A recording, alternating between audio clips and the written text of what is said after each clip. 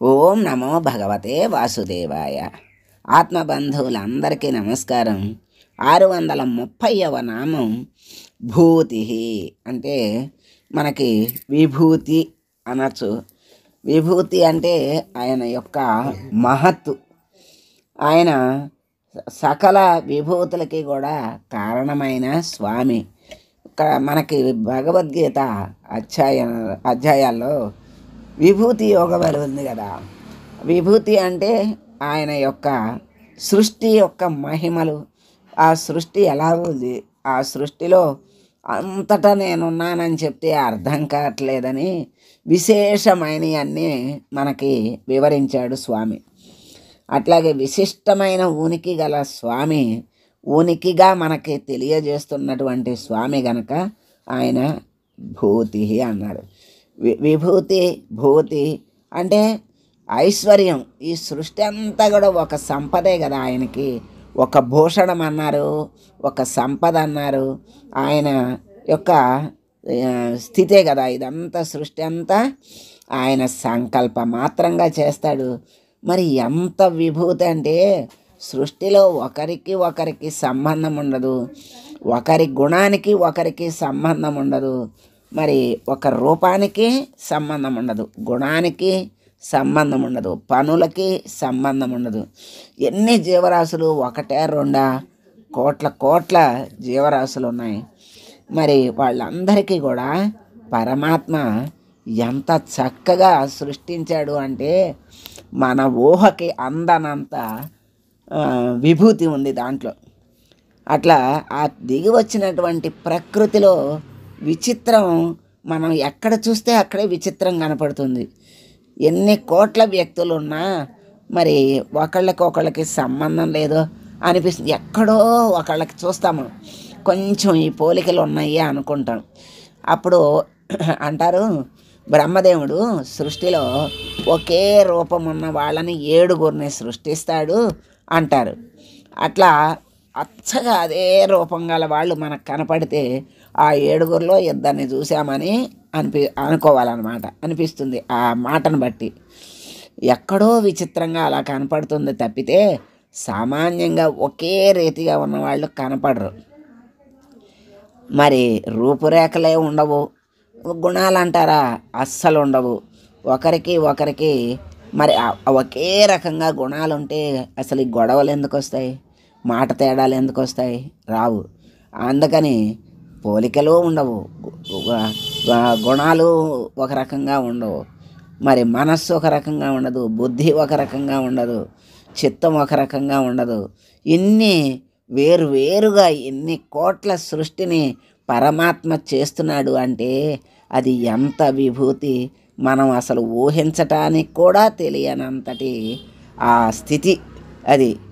మరి సాధన చేస్తే మార్గాలు కూడా అసంఖ్యాకంగా ఉన్నాయి. సాధన మార్గాలు కూడా భగవంతుని తెలుసుకోవాలన్నా మరి అసలు ఆయన ఇప్పుడు ఈ స్థితికి వచ్చి మనం ఆయన విభూతి ఉంది, ఇన్ని రకాలుగా సృష్టి అయింది అనేటువంటి ఆలోచన ఈ స్థాయికి రావటానికి కూడా ఎంతో సుకృతం ఉంటే కానీ రాలేము. ఎందుకంటే ఇది అంతర్ముఖం అవటమే.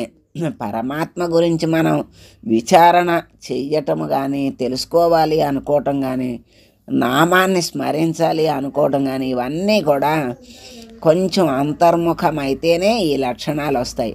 బహిర్ముఖమైనంత వరకు వస్తుజాలాల యందే, విషయాల యందే మనస్సు లయమైపోయి ఆ కోర్కెల వలయంలో చిక్కుకుని బయటికి రాకుండా గిలగిలగిల కొట్టుకుంటూ ఉంటుంది, శ్లేష్మంలో పడ్డ ఈగలాగా. అటువంటి స్థితి నుండి బయటికి రావాలి అంటే పరమాత్మని ఆశ్రయిస్తే అలాగా చక్కగా పరమాత్మ జ్ఞానాన్ని ప్రసాదించి ఆ జ్ఞాన మార్గంలో నడిపించి తన దరికి చక్కగా చేర్చుకుంటాడు స్వామి. కనుక మరి ఎవరి మార్గం వాళ్ళకే ఉంది. ఎన్నో మార్గాలు ఉన్నాయి. ఒక ఊరికి వెళ్ళటానికే ఎన్నో మార్గాలు ఉంటాయి. ఏ మార్గం నుండి వెళ్ళినా వెళ్తారు. ఏ సాధనాన్ని ఉపయోగించుకుంటే దాని ప్రమాణాన్ని బట్టి వెళ్తారు. అంటే మార్గం ఒకటే అయినా మరి వెళ్ళే విమానంలో వెళ్తే ఒక సమయం, మరి రైల్లో వెళ్తే ఒక సమయం, అట్లాగే మరి అనేక రకాలు అంటే వాహనాలు, బస్సు, రిక్షా, సైకిలు, నడక దగ్గర నుంచి విమానం దాకా అనేక రకాల వాహనాలు ఉన్నాయి. ఆ వాహనాలను బట్టి సమయం పడుతుంది లక్ష్యం చేరటానికి. అలాగే మన యొక్క సాధన క్రమాన్ని బట్టి, దాని యొక్క మరి వేగాన్ని బట్టి మనం సాధనలో లక్ష్యాన్ని చేరటానికి సమయం పడుతుంది. అయ్యో మనం చేరలేము కదా, ఎందుకు బయలుదేరటం అని అనుకోకుండా బయలుదేరాలి. బయలుదేరితే మనం ఒక చోటకి వెళ్ళేసరికి పొద్దుపోయిందనుకోండి, అప్పుడు అక్కడ ఉండిపోయి తెల్లారి అక్కడి నుంచి ప్రయాణం చేస్తాం, కానీ మళ్ళీ ఇంటికి వచ్చి మళ్ళీ ప్రయాణం చెయ్యం కదా. అలాగే పరమాత్మ చెప్తాడు, సాధన అవ్వదు అని మానేయవద్దు. మీరు సాధన మొదలెట్టండి. ఆ సాధనా క్రమంలో ఎక్కడ ఆగితే మరుజన్మలో అక్కడ నుంచి ప్రారంభించేటువంటి పరిస్థితుల్ని మరి అన్నిటినీ కూడా నేను సంకల్పింపజేస్తాను. చక్కగా అక్కడి నుంచి మళ్ళీ మీరు సాధన చేసుకునే అవకాశాలు ఉంటాయి. అందుకని ఎవరు ఎప్పుడూ ఆగక్కర్లేదు. లక్ష్యాన్ని చేరలేమనే భావన కానీ బాధ కానీ అక్కర్లేదు. అసలు సరిగ్గా మరి ముక్తి ఎంతసేపట్లో పొందవచ్చు అంటే నిమిషంలో పొందవచ్చు అని చెప్పిన మహానుభావులు కూడా ఉన్నారు. అంటే గుర్రం రికాబులో ఒక కాలు పెట్టి ఇంకో కాలు ఎత్తి దాంట్లో పెట్టే లోపల ముక్తి పొందవచ్చు అని చెప్పిన మహానుభావులు ఉన్నారు. మరి అంతటి ముక్తి పొందేటువంటి సామర్థ్యం మనకి లేదు, కానీ అంతటి సామర్థ్యాన్ని సంపాదించుకోవడానికి సాధన చేస్తే పరమాత్మ తప్పకుండా మనకి అందిస్తాడు. ఈ దృష్టి అంతా మార్చటమే, సృష్టి మారదు, దృష్టినే మార్చుకోవాలి. ఆ దృష్టి ఏమిటి అంటే ఎక్కడ ఏది చూసినా భగవత్ స్వరూపంగా భావించి దాన్ని భగవత్ స్వరూపంగా చూడటమే ముక్తికి మార్గం. ఇది ఒక్కటే చేయాల్సింది, ఇంకేమీ చెయ్యక్కర్లా. ఆ సృష్టి మారదు, దృష్టి మార్చుకోవాలి అని చెప్తారు. అట్లా ఈ సృష్టి మారకుండా అలా జరుగుతూనే ఉంటుంది, మన జీవన వ్యవహారం జరుగుతూనే ఉంటుంది. ఏది ఆపుకోక్కర్లేదు, కర్మలు ఏమీ ఆపుకోక్కర్లేదు, కర్తవ్యాలు, బంధాలు, బాంధవ్యాలు ఏది మారక్కర్లేదు, వదిలేయక్కర్లేదు. అన్నిటినీ చూసుకుంటూ అన్నింటిలో పరమాత్మను చూస్తే చాలు, అదే ముక్తి. ఇక్కడే ముక్తి పొందినవాడే అవుతాడు.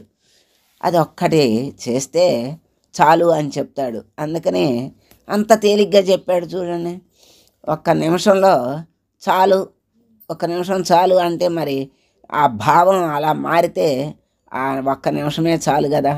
అట్లా పరమాత్మ మనకి ఎన్నో సులువు మార్గాలు తన దగ్గరకు రావటానికి చక్కగా ఎన్నో చెప్పాడు, ఎన్నో మార్గాలు చెప్తున్నాడు. అన్నిటినీ మనం తెలుసుకుంటూ ఏది మనకి ఒక గ్రంథం చదివితే ఆ గ్రంథంలో ఏదో ఒక అంశం మన మనస్సుకి హత్తుకోకుండా ఉండదు. ఆ హత్తుకున్న దాన్ని వదిలిపెట్టకుండా మననము స్మరణము చేస్తూ ఉంటే అలా కొన్ని పెరుగుతూ ఉంటాయి. అదే ఆ విధంగా ముక్తిని పొందితే వాడు జీవించి ఉండగానే ముక్తిని పొందిన వాడవుతాడు. వాడే జీవన్ముక్తుడు అంటారు. అంటే సాధన చేసే వెళ్ళటానికి మార్గాలు అనేకమై అనుకుంటున్నాం, ఒకే మార్గంలో వెళ్ళే సాధనాలు అనేకం ఉన్నాయి. అందుకని ఇన్ని రకాలుగా మార్పులు ఉన్నాయి. పరమాత్మ ఇన్ని సాధనాల్ని సృష్టించడం కూడా విభూతే, ఇన్ని మార్గాల్ని సృష్టించడం విభూతే. ఈ అంత సృష్టి ఒక పెద్ద విభూతి. ఆ భూతి అయినటువంటి స్వామి సామాన్యమైన విభూతి కాదది. మనం దాన్ని తెలుసుకోవాలంటేనే మనకి జన్మలు చాలవు. అయినా పరమాత్మ స్వయంగా అర్జునుడికి మన కోసం అర్జునుడికి చక్కగా ప్రతి విషయాన్ని తెలియజేశాడు. అందుకే ఏ సందేహం వచ్చినా భగవద్గీత తీసుకుని చదువుకోండి, మీ సందేహాలన్నీ కూడా తీరతాయి, చక్కగా పరమాత్మ అనుగ్రహం కలుగుతుంది అని చెప్తారు. అట్లాగే విశిష్టమైనటువంటి ఉనికి కలిగినటువంటి స్వామిని, ఐశ్వర్య స్వరూపుడైనటువంటి స్వామిని మన భూతి అంటారు. సకల విభూతులకి ఎవరు కారణం? స్వామి. అటువంటి కారణమైన స్వామిని భూతి అన్నారని శంకరాచార్యుల వారు అన్నారు. ఇతరములైనటువంటి ఉపాయాలు ఏవీ తెలియని వాళ్ళకి పుత్ర మిత్ర క్షేత్రాది ఐశ్వర్య స్వరూపంగా ఉండే స్వామి భూతి అని పరాశర భట్టరు వ్యాఖ్యానించారు. అంటే భగవంతుని విషయాలు ఏమీ తెలియవు, వాళ్ళకి పుత్రులు మిత్రులు ఆస్తులు అంతస్తులు ఐశ్వర్యాలు అన్నీ ఉన్నాయి. ఆ రూపాల్లో పరమాత్మ వాళ్ళని అనుగ్రహించాడు. ఆ విభూతిని పరమాత్మ అక్కడ చూపిస్తున్నాడు కనుక ఆయన్ని భూతి అన్నారని పరాశర భట్టరు వ్యాఖ్యానించారు. సత్యసంధుల వారు ఐశ్వర్య స్వరూపుడైన స్వామిని భూతి అన్నారు. ఐశ్వర్యమే ఆయన యొక్క భూతి. ఆయన పరమాత్మ సృష్టే ఐశ్వర్యం, సృష్టే భూతి. ఆ సృష్టిలోనే అన్ని విభూతులు ఉన్నాయి. అందుకని ఋషీశ్వరులు ఓం భూతయే నమః అని స్వామిని జపిస్తూ ఉన్నారు. అటువంటి భూతి అయినటువంటి స్వామిని మనం ప్రార్థిస్తూ, స్వామి నీ విభూతుల్ని తెలుసుకునేటువంటి శక్తి సామర్థ్యాలను మాకు ప్రసాదించి అన్నింటా నువ్వు ఉన్నావన్న జ్ఞానాన్ని ఒక్క క్షణం కూడా విడవకుండా మా మనస్సు నిండా నింపి అన్నింటిలోనూ నిన్నే చూడగల పరమ జ్ఞానాన్ని మాకు ప్రసాదించి నీ దరికి చేర్చుకో స్వామి అని వేడుకుంటూ మంగళం పాడడం.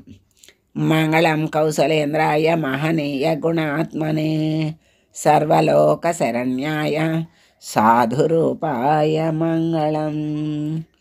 ఓం